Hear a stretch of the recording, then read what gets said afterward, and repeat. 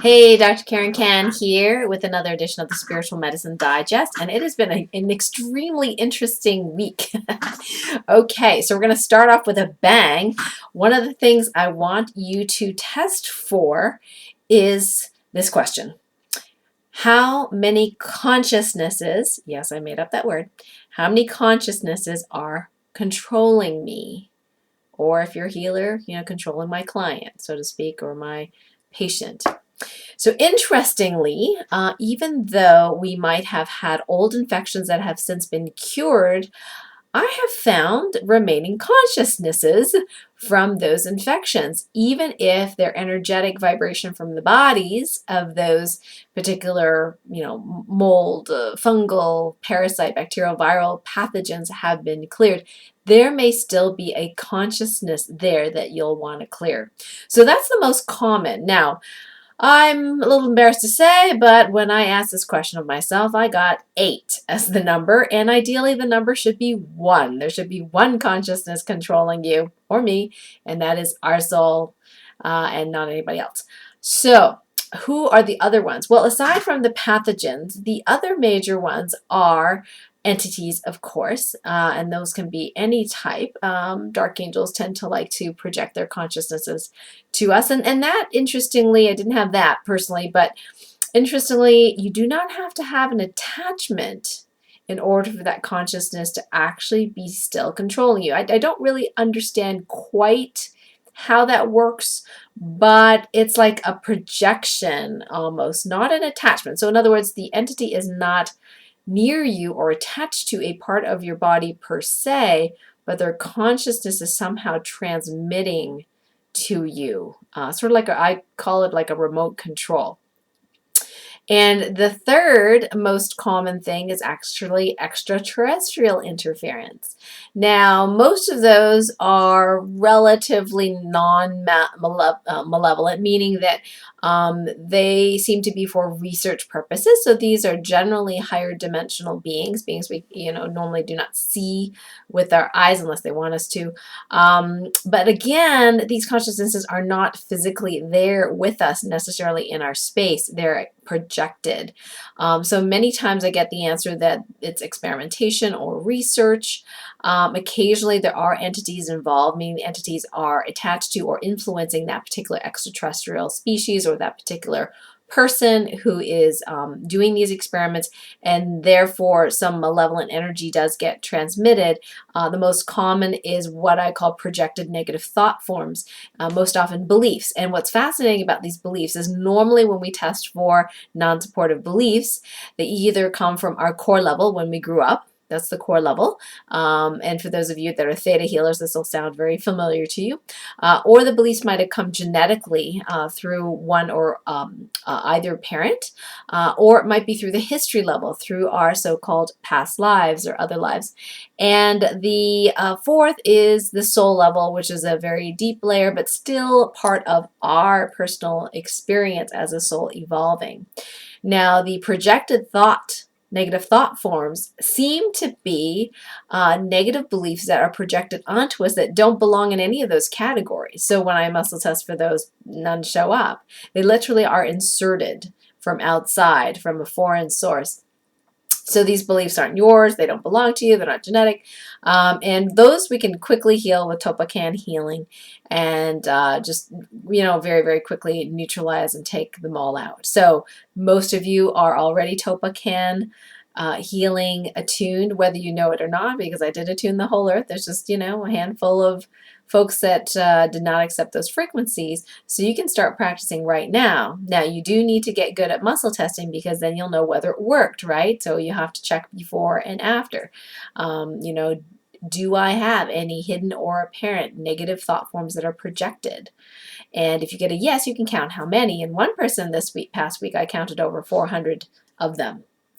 So we literally can command those to be gone. Once they're recognized, then you just use your Topacan healing and just make that intention to connect to those wonderful archangel frequencies that we were given, and say it is now commanded that these negative thought forms be dissolved and uncreated and the wholes filled with the highest vibration of love and light. And remember to say thank you. And then retest again. and see if all those are still there. Now, if they're still there, there may be something holding them there, some other negative energy.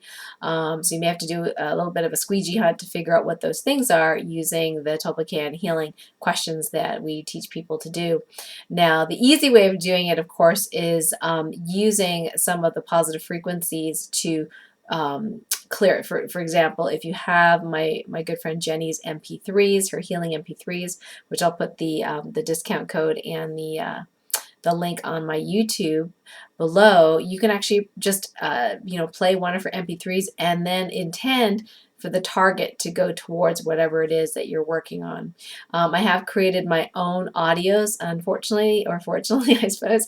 They're not in MP3 format right now. There are some licensing issues that I'm working on.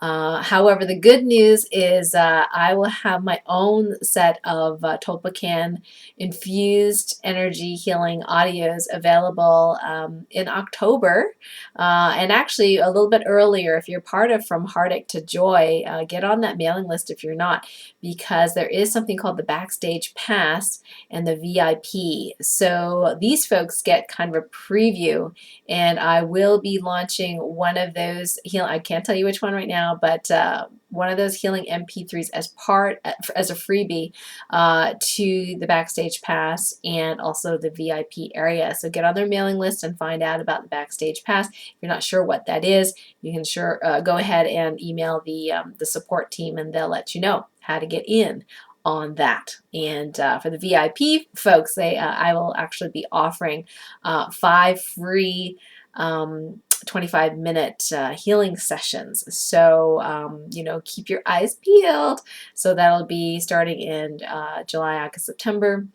There'll be a lot of different healers launching, so you'll definitely want to check them out as well.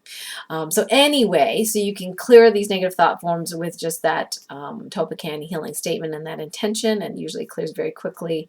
The archangels have given us a very powerful energy source to do this wonderful healing work.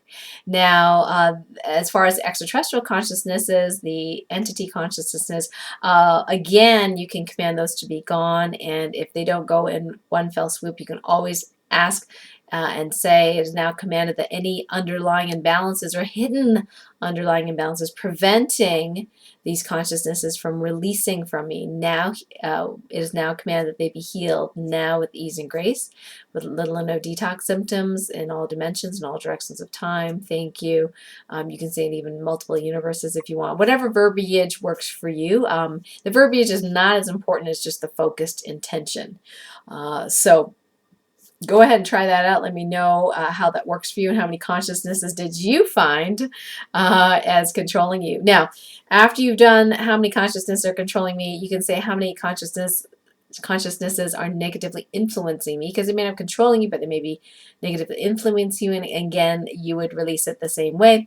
And then the other wonderful fun question to ask is how many positive consciousnesses are influencing me. Now, they will not be controlling you because they're positive, but they may be influencing you. So we found some really great guides this week for people, anywhere from Saint Teresa to Saint Anthony and Francis, and archangels, goddesses, goddess energy. Fascinatingly enough, people sometimes think, "Are you making this stuff up?" I'm like, I wouldn't even think of making stuff up like that, but we ask and then we get the answer, which is pretty cool. So some people got to know who their guides were for the first time, actually, this past week, and that was really, really fun.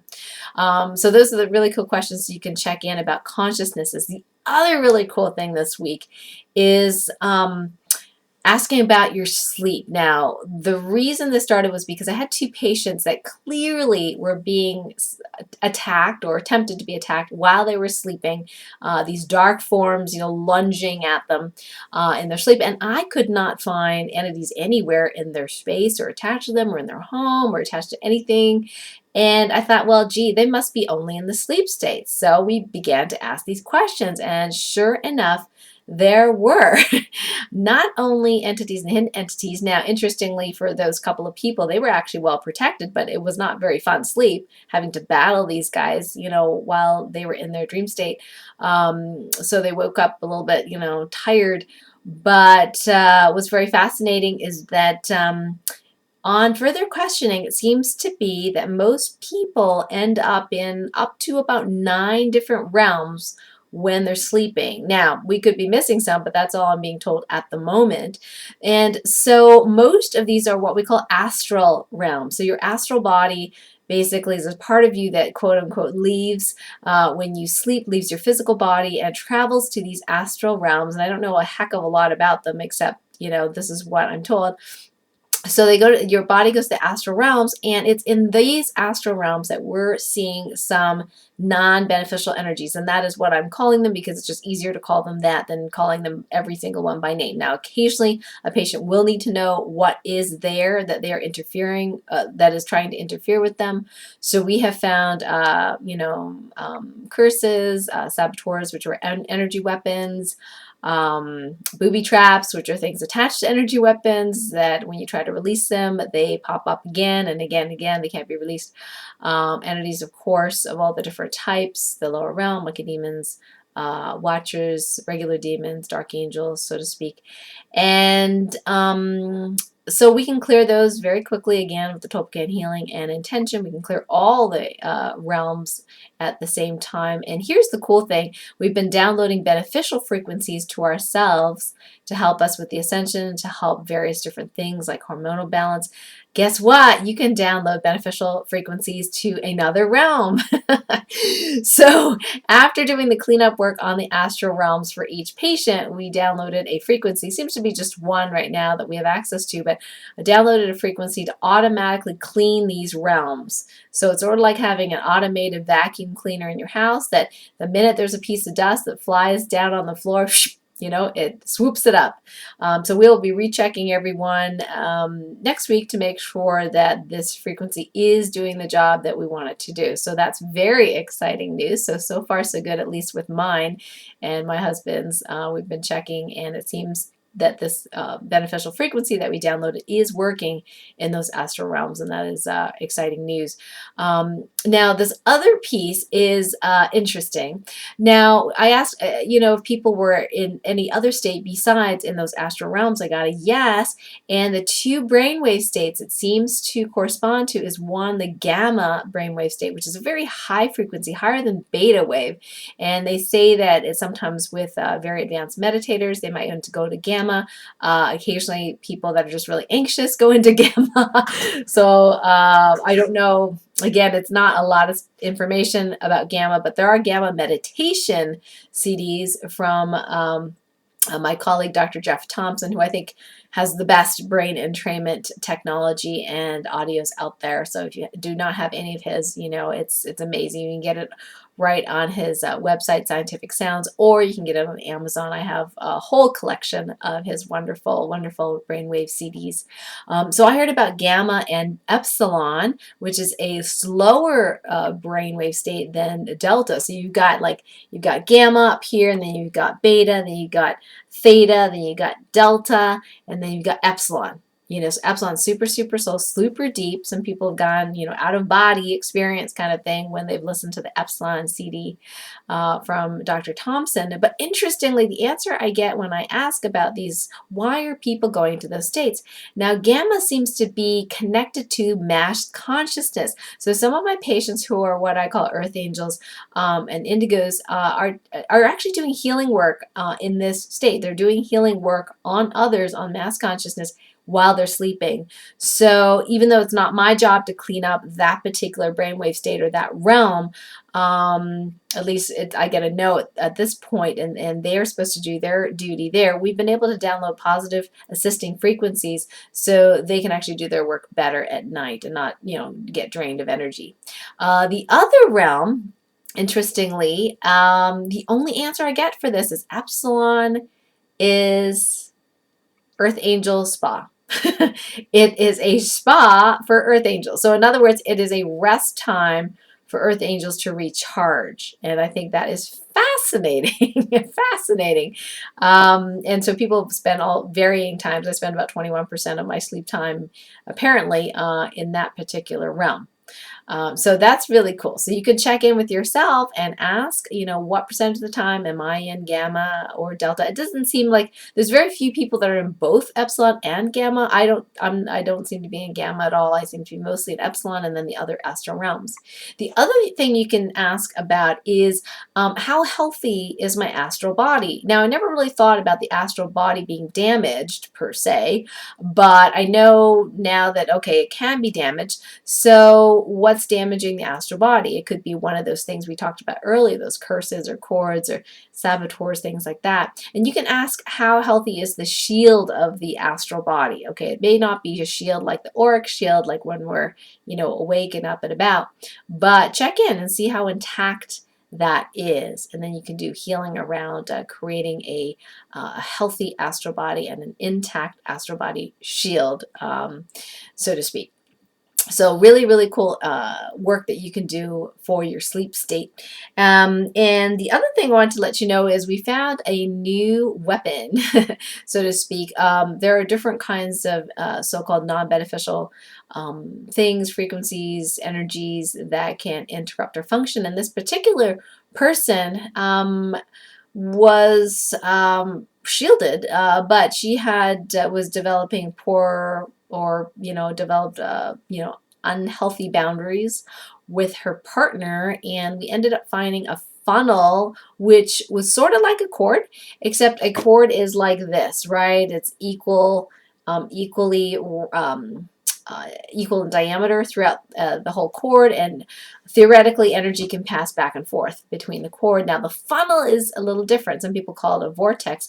It just looked like a funnel in my mind's eye. So it was big on one end, which was big on her end, and then it was tiny on her partner's end, and basically it was shunting energy from her to her partner. Her partner was the one that had the entity that was interfering with him. So he was actually getting energy from his partner, who was my patient, in order to deal with this entity that he didn't know about. So we've been asking about funnels as well, and so you can check in and see if any of that exists. And let's see what else cool things that we have for you to talk about today. Oh yeah, we went through another stage of ascension on Thursday. So last Thursday we went through another upgrade. I believe this is worldwide, and basically Friday morning I got a little testy with my husband, and he said, look, you better check for entities. So I know that entities can't enter the house. I did check and there weren't any. So immediately nowadays I know to say, is this my stuff? And the answer was no, it was not my stuff. So then the next question is, well, whose stuff am I feeling? And it ended up to be a friend of mine who had given a talk the night before, presented at this place where there were a lot of people there, and a lower realm entity had followed him home. Now I did check in, the lower realm entity was not there to harm my friend. However, my friend is an energy healer and probably looked like the light or a bright light, probably the brightest light in that room.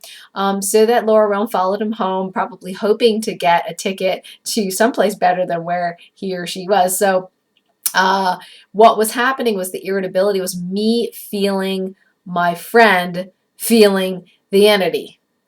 So I figured out that we went through an ascension on Thursday, and what happens is our superpowers become amplified. So I'm already a clairsentient, so I'm an empath. So my ability to feel got amplified, and so it went a little out of control. So I was feeling other people's stuff that wasn't even in my physical location. I just happened to think of my friend for a brief second that morning, just kind of asking myself, gee, I really hope that his presentation went well. And that was enough to make that connection, and I could feel his stuff. And later on the weekend, I, was feeling entities that were attacking, somebody else's car, another friend of mine. Again, just thought of that friend for a moment. Other people. Anyway, it was just, I was like, okay. This is way too much here. So I actually ended up downloading a positive beneficial frequency to help me manage the empathy so that I'm not constantly feeling other people's stuff. And my bowels tend to tell me when that is going on. So every day, every morning, I now ask, am I empathizing with someone right now that's going to affect my bowels? I usually get a yes. Luckily, it's only once or twice I have to work on it a day. So then I go ahead and shore up my boundaries with that person, place, or thing.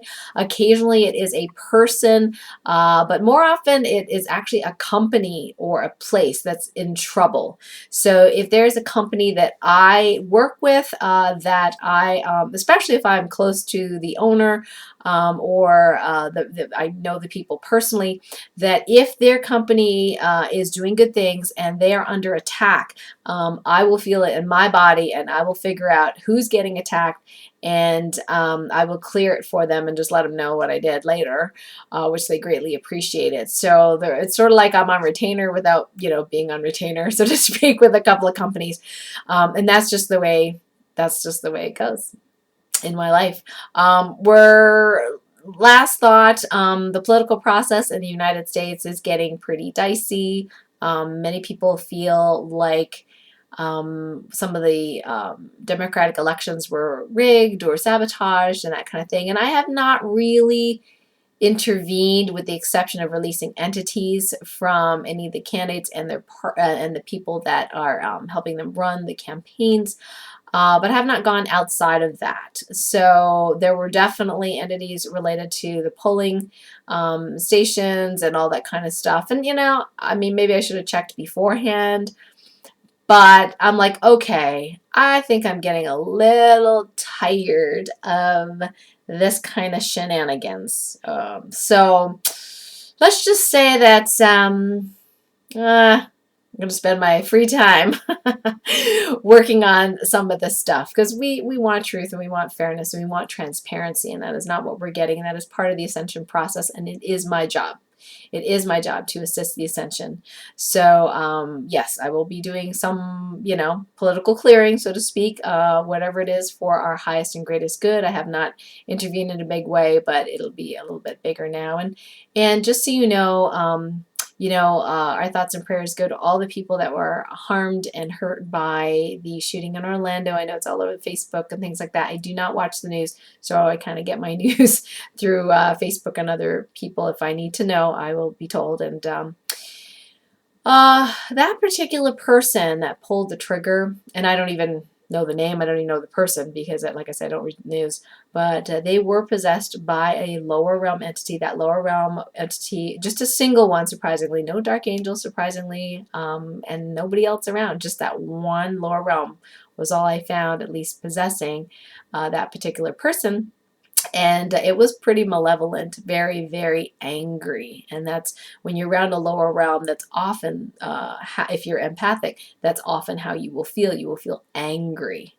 So I've since depossessed that person, and they are now shielded from any further possession. So, but we can't always, can't always be there in time unless I'm particularly called to a particular person or company to rescue. So that was obviously not my mission, to prevent this tragedy, but everything happens for a reason. We don't know what it is exactly sometimes in our limited minds of thinking, but do want to think of it this way. It's an opportunity. Every time something so-called bad happens, it's an opportunity for us to choose. Do we choose hate, or do we choose love? And then what would love look like? And that is sometimes the only reason that these things happen. So we get the opportunity to make that choice.